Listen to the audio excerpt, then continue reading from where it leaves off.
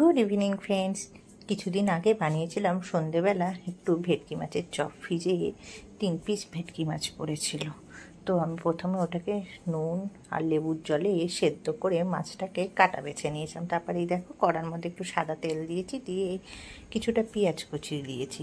পেঁয়াজ কুচিটা ভালো মতো একটু ভেজে নিয়েছি। ভাজার পর একটু আদা রসুন কাঁচা লঙ্কা বাটা দিয়ে এটা একটু ভালো করে নাড়াচাড়া করে নিলাম, যাতে কাঁচা গন্ধটা যতক্ষণ না থাকে ভালো করে নাড়তে চাড়তে হবে, নাহলে কাঁচা গন্ধ থাকলে আবার না কেমন যেন লাগবে। তারপর দিয়ে দিলাম লঙ্কা গুঁড়ো, জিরে গুঁড়ো, হলুদ গুঁড়ো, একটু জল দিয়ে দিয়েছিলাম, না হলে কি জানো তো মশলাগুলো লেগে গেলে একটু পোড়া পোড়া লাগবে, যার জন্য সামান্য একটু জল দিয়েছিলাম।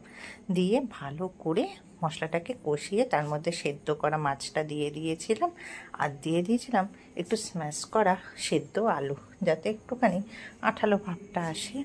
দিয়ে ভালো করে নাড়াচাড়া করে নিয়েছিলাম, আর দিয়েছিলাম একটু বিস্কুটের গুঁড়ো, যাতে বাইন্ডিংটা ভালো হয়। আর এই দেখো মহারাজ আমার কোলের ওপর উঠে রয়েছে, তার নানা রকম কৌতূহল, কী করছি না করছি, তার সাথে নানা রকম কথা বলতে হবে।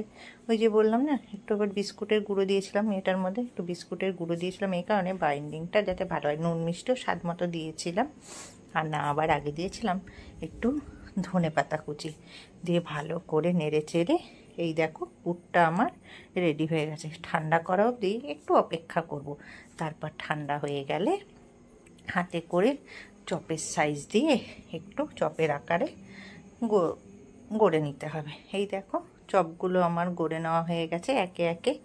এইবার কর্নফ্লাওয়ারের গুঁড়োর মধ্যে ভালো করে কোটিং করিয়ে তারপরে 2 পিঠ ভালো করে কোটিং করে নিতে হবে। তারপর কি করতে হবে, ডিমের গোলায় চুবিয়ে বিস্কুটের গুঁড়োর মধ্যে গড়িয়ে নিতে হবে।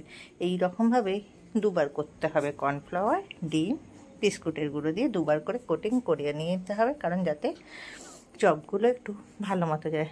এই দেখো একটা করে আমি দেখিয়ে দিলাম, তো একে একে সব কটা আমি করে নেব। এই দেখো সব কটা করা হয়ে গেছে আমার। এবার একে একে গরম তেলে ডিপ ফ্রাই করে নিতে হবে, হালকা আঁচে উল্টে পাল্টে ভালো করে ভেজে নিতে হবে। তারপর আবার কি আমাদের চপ একদম রেডি। তো হয়ে গেলে নামিয়ে নিয়ে আমি সার্ভ করব স্যালাড আর কাসুন্দির সাথে। খেতে যে কি অপূর্ব হয়েছিল তোমাদের কি বলবো। তোমরাও একদিন বাড়িতে কিন্তু অবশ্যই ট্রাই করো। দেখো কত ডিলিশিয়াস হয়েছে, হেভি সুন্দর হয়েছিল খেতে। তোমরা কিন্তু অবশ্যই একদিন বাড়িতে ট্রাই করো, করে আমাকে জানিও। টাটা।